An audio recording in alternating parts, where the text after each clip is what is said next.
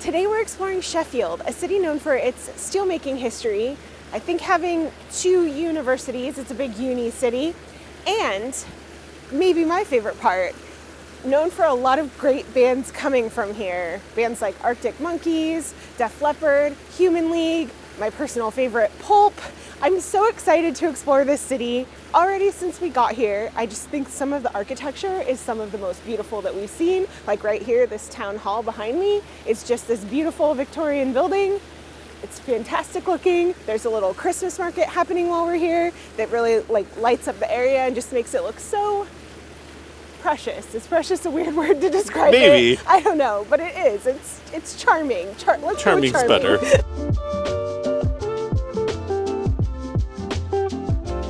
We found a green police box. This sign here says it is the sole survivor of 120 boxes that once were around the city. And I'm kind of surprised it's green. So I looked it up, and apparently us Americans are just used to seeing blue ones because of the TARDIS, I guess. Different cities had different colors, and Sheffield's must have been green. You know what else is interesting? What's that? It's a grade 2 listed building.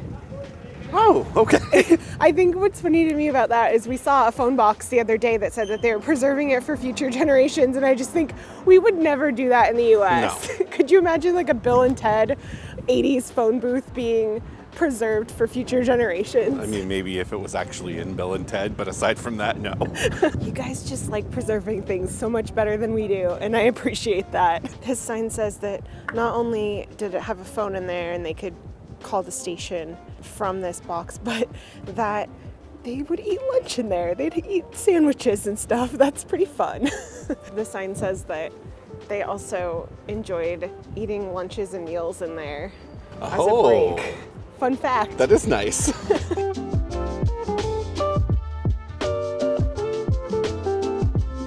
This area outside of Town Hall is called the Peace Gardens. Looks a bit different than we've seen in photos. Yeah, we watched a few videos and seen some photos. Didn't have Christmas ornaments all over it and the dusting of snow, but it's pretty nice. It's peaceful. The water rushing behind us. It's very festive and peaceful. We've made it to the Winter Garden, which is one of Europe's largest indoor urban glass houses. Looks like it has a bunch of lovely plants and things that are going year-round because it is enclosed. Let's go check it out. And it's free. Even knowing that this was enclosed and warm, I wasn't expecting to see palm trees in Sheffield. Yeah. It is nice how nice and warm it is in here, though. Yeah, it's very pleasant. It shouldn't surprise me that there are so many things in bloom in here, but it did. It's really neat. It is, basically winter at this point, and there are all kinds of flowers in bloom here. It's lovely. Nice tropical mixture of things. Yeah, the structure of the building itself is really, really neat. Before we continue with today's video, I'd like to tell you about today's sponsor, Olaf.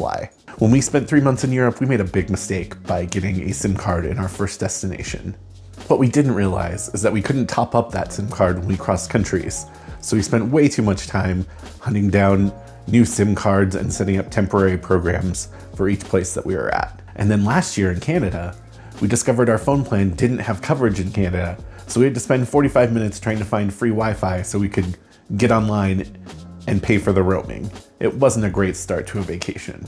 And that's why we're excited to share how Olaf has changed the game with their eSIM technology. It's a digital SIM card that gives you total peace of mind while traveling. No more worrying about staying connected and those surprise roaming charges that can happen. It works in 219 destinations worldwide, and it's incredibly easy to set up. In under a minute, they send you the eSIM through an email or WhatsApp. There are 3 ways you can install your new eSIM. You can install it manually, you can scan the QR code that they send you with your phone, or you can use Olaf's app for quick installation. Your iPhone must be running iOS 17.4 or later. The best part is you can get unlimited data with absolutely no hidden fees. And you can keep your regular number while you're using Olaf's data abroad. Just make sure to check if your phone is compatible on their website. And that's very easy to do. It just takes a few seconds. We wish we would have known about this sooner. It would have saved us so much time and hassle while we were traveling. Don't do what we did and get your Olaf eSIM sorted before you leave. You can purchase directly through their app or click the link in our description and use our code TheMagicGeekdom to get a discount on your eSIM. Connected to the Winter Garden is the Millennium Gallery, also free, so we decided to wander through it. And we knew about the metalwork here, but I don't think we realized how much knives were a part of that, because they're all over these displays.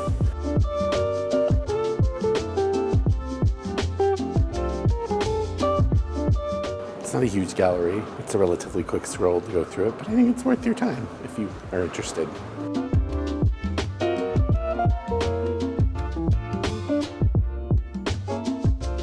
Are you ready to try a staple of Sheffield?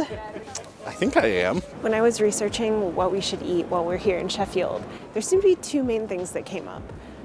A lot of food halls, which Sheffield seems to have plenty of, and a famous pork sandwich served here at a place called Barry's. Barry's? I don't know, I feel like my American accent is not saying that right.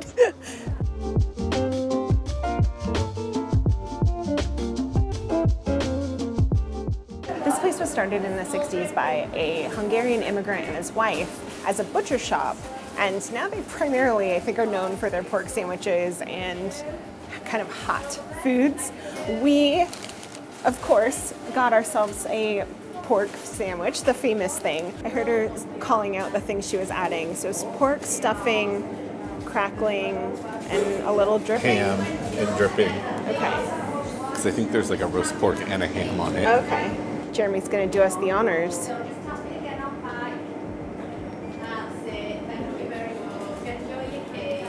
When we were done ordering and the woman said, "See you tomorrow," she wasn't inaccurate. She might not be wrong. I would eat that again. Stuffing is very savory. I think maybe it's the drippings is a little, maybe salty. I don't know. There's some crunch from crackling, which is maybe not Kara's favorite, but I think you'll be okay with it in the mixture of everything. And yeah, the ham and pork. I'm not even the hugest ham fan, but when it's done right, I do like it, and that's done right. That's really good. So I'm gonna just take a little look-see. Oh, it's got applesauce on it too. It does, yeah. I think I forgot to mention that earlier. I think I forgot to mention it too.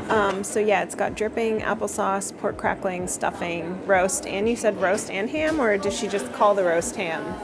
Maybe she did that, I'm not sure.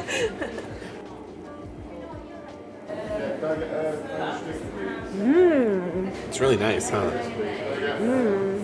It's like a little pork dinner, like on a roll. It's so good. I don't know if it's the stuffing, but it tastes like Thanksgiving, and I love it. I am not a fan of pork crackling when I've tried it on its own, but on this, it gives it a nice little crunch. It's really nice, really, really nice. I can understand why this is a staple of Sheffield, because this is fantastic. Do you call it a barm here, a roll? What do you call these here? I feel like they're different in different parts, but the bread is really soft and nice, but then the juices and the things that she's put on it have given it kind of like a sogginess that's really nice, that the crackling counteracts and gives like a crunch. It's got a lot of textures happening, and I like it. The gentleman in line noticed that we were American and told us what we had to try was the pork dripping. And he said he just buys a big container of it and he has it with bread. But they actually made us a little sandwich, or a little, like, they made us a smaller portion on one of their rolls so that we can try it. Looks like it's called a dripping cake. A dripping cake, okay. Dripping cake, that makes sense. All right, pork dripping cake.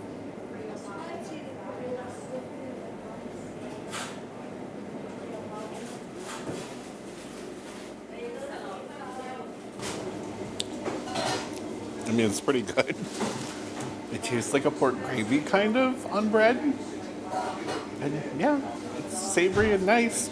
Salty. She said most people like salt on it, so she salted it for us. It is a little salty, but not too much. I think it's pretty nice overall, honestly. I wasn't expecting this to be cold. For some reason, I thought it would be like a hot dripping item, but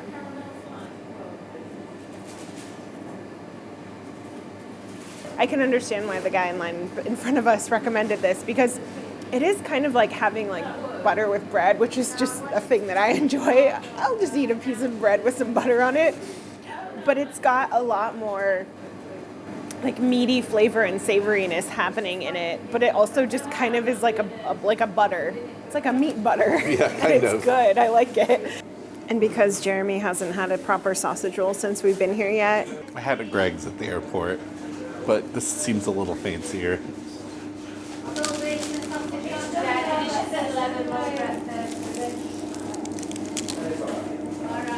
How's your sausage roll?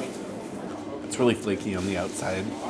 The inside is got a nice like savory, I think kind of sagey flavor. And yeah, that is, sorry Greg's. I think that's better than their Greg's. I would assume so. They're known for their pork products. Okay, I'll try your sausage roll.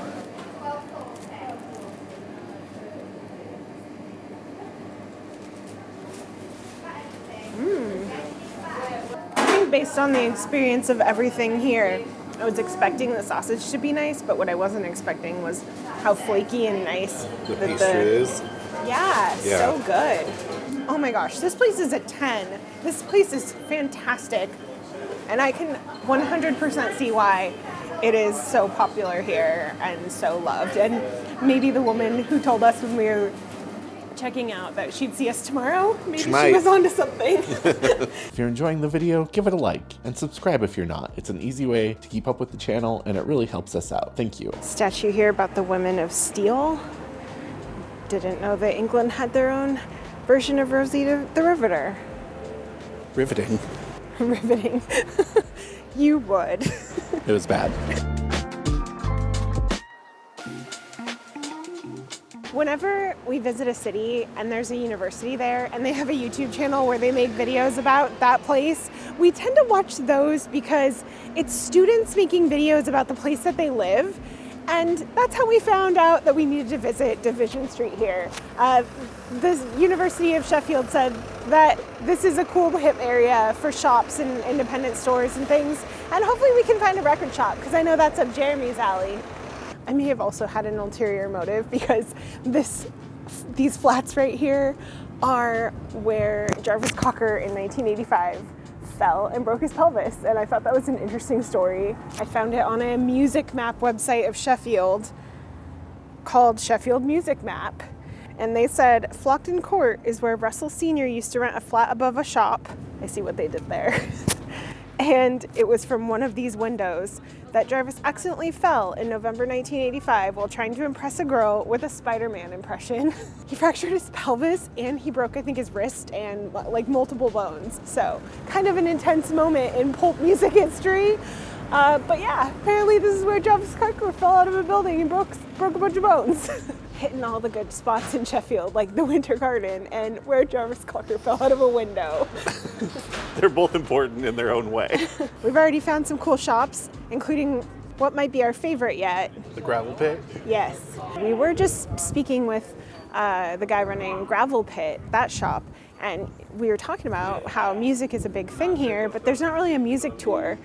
And there is this website that I found that has cool spots that you can check out, but someone needs to start a music tour of Sheffield. So if you know a lot about the music here, if you're in Sheffield, you should definitely start a music tour. You're welcome. New business. Some of the stores that are just so different from anything I've seen. Like this one has a whole bunch of dried flowers all over. It smells wonderful. All of the shop owners are so lovely. I really like this neighborhood. I like Division Street a lot.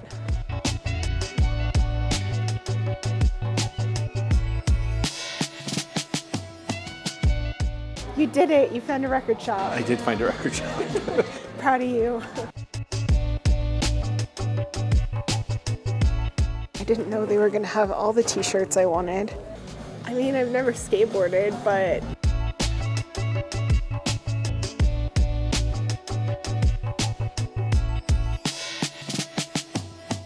Division Street was very, very cool.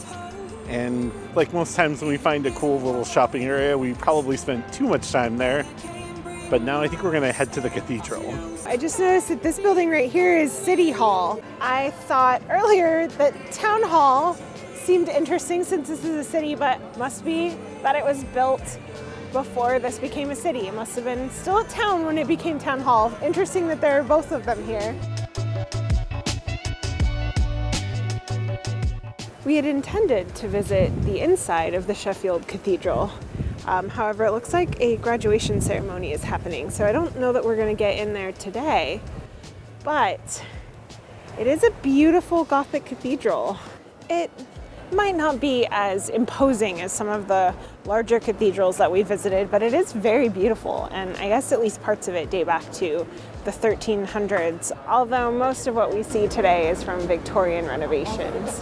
It also pop into the St. Mary's Catholic cathedral. Yes, that was it. And it was also very beautiful and a very interesting ceiling inside. Yeah. Painted a very Blue. bright color, and then there's a different section that also was very ornate looking. Another Very pretty, yeah. pretty building worth checking out. Sheffield is certainly quite hilly, isn't it? Combination of steep hill and wet stone is not a good one. Got to be very careful. Now, I don't know much about snooker, but I think that's one of the big places that they do it, right? In addition to being a general venue, Oh, right? I don't know. is that where snooker is played? I think so. Championships or something like that? I'm not sure. I just remember seeing like that's a snooker thing. Oh, okay. I think someone that knows Not better doubting than you. us can tell us. I just looked it up. So yes, the Crucible is an iconic venue for snooker. Apparently one of the biggest tournaments in the world takes place there and has since I think it said 1977. So yeah, cool. And I think Pulp have played there too. I don't know. This will be the Pulp tour of Sheffield. One thing I like about Sheffield is just how many layers there are. I feel like it's a little valley amongst a bunch of hills. You can see some hills up over that way. Adds a lot of layers and depth to the city. Yeah, that is true. Those are pretty great, Those are really cool. and I sort of want them for our house. It's kind of ridiculous how giddy I was about seeing those, but they're really cool. They're very cool. They're on the side of a studio, which I think makes sense. I don't know, they're pretty cool though. So not only did one of the shop owners recommend this pub called the Fat Cat to us, but around the side of it has a Jarvis Cocker mural, and that just checks, I think, every box of the things that I definitely wanted to see here in Sheffield. It's great, and now we're gonna go have a drink. Soon as we're done ice skating through the car park. Oh, it's so toasty in here. You got me a house ale and you got yourself what? A mango cider. Ooh, that sounds good. Yeah.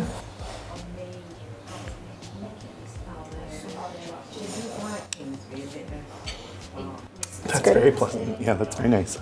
Great beer, great vibes, cozy little fire. It was great. Didn't want to film too much in there. It was pretty crowded, but we had a good time, and now it's time for the next thing we're doing, which is a museum. I was kind of feeling like maybe we were the Americans that were doing this wrong, but then we just passed some people that were also having a slippery time. Be careful. Kind of back out of your way, and Okay. There's a big so, icy spot. Anyway, I think we got through the bulk of it. Yeah. Let's go to the Kelham Island Museum. okay, let's do this. I'm gonna stay over here. I'm really excited to visit Kelham Island Museum because it seems like a pretty cool museum, and that feels appropriate because I feel like Kelham Island itself is very cool. It has this industrial heritage, but also you can see these new, it's kind of like a new trendy neighborhood where you can see they've kind of rebuilt or like built new modern things on top of old existing factories and things. It's just a really cool area, and I'm excited to check out the museum because it seems like a top thing to do here in Sheffield.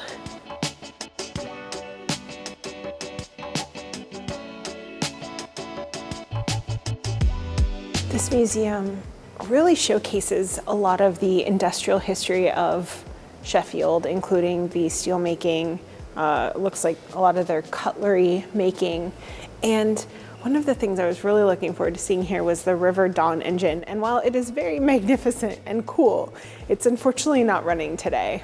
This steam engine that was once used in steamrolling is one of the most powerful working steam engines that's still remaining in Europe. Maybe we'll just have to come back so we can see it in action one day. This thing is so massive. I bet it's pretty amazing to see when it's running.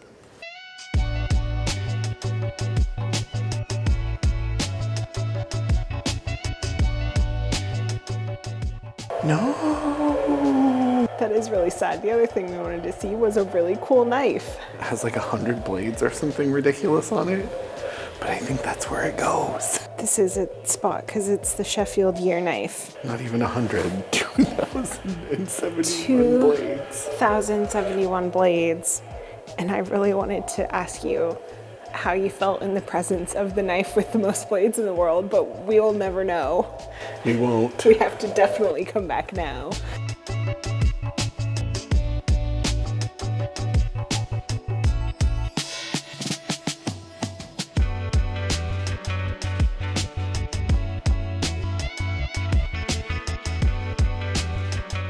I think another nickname for Sheffield is that it's one of the greenest cities in the world, or it's a green city.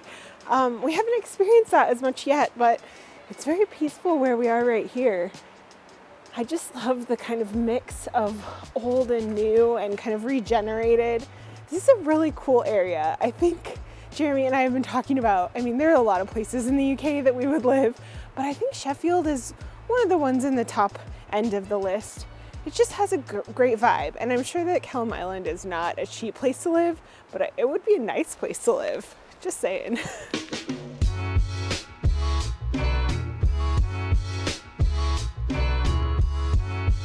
Did we just find our new local pub? Maybe. We couldn't come to Sheffield and not try one of the food halls, and so we chose the one that seems to get the most praise and is known for being the largest independent food hall in Northern England, and that is Cutler Works, which seems appropriate because I think this used to be a cutlery factory. I wonder if the coolest knife ever made that we didn't get to see today was made here. Maybe. Either way, cool knives were made here.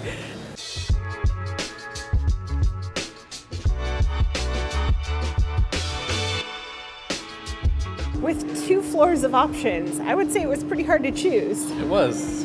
Everything looked and smelled really good.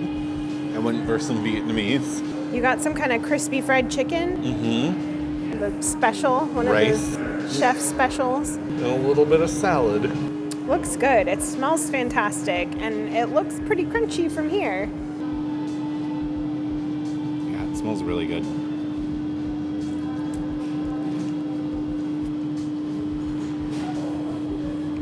That's really nice. Crispy, a little bit spicy, a little bit sweet.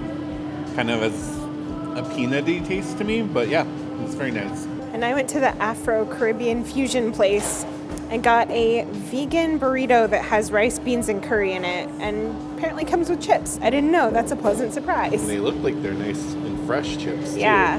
I'm not sure what the chips are seasoned with, but they're really tasty. They have a nice seasoning on them. I have not tried my burrito yet, though, my wrap.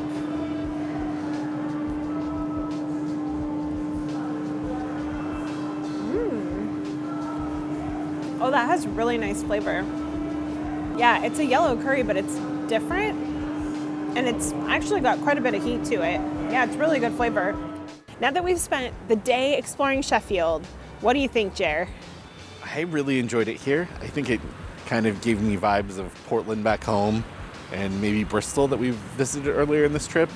I just thought it was a really cool city. I completely agree. I came for the Jarvis Cocker murals and things like that, but what I didn't expect was that I would really, really enjoy it and consider it a very good place that maybe we would, I mean, we always say we want to live somewhere, but it just seems like a cool locals vibe.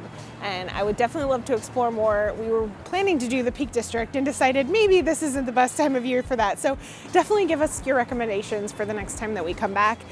Definitely need your recommendations for when we visit the Peak District inevitably, because we will at some point. Thank you for watching. Thank you to our patrons for always supporting the channel. And I was talking about Bristol earlier. I think you should go watch that video. We had a great time there. It's going to be right here.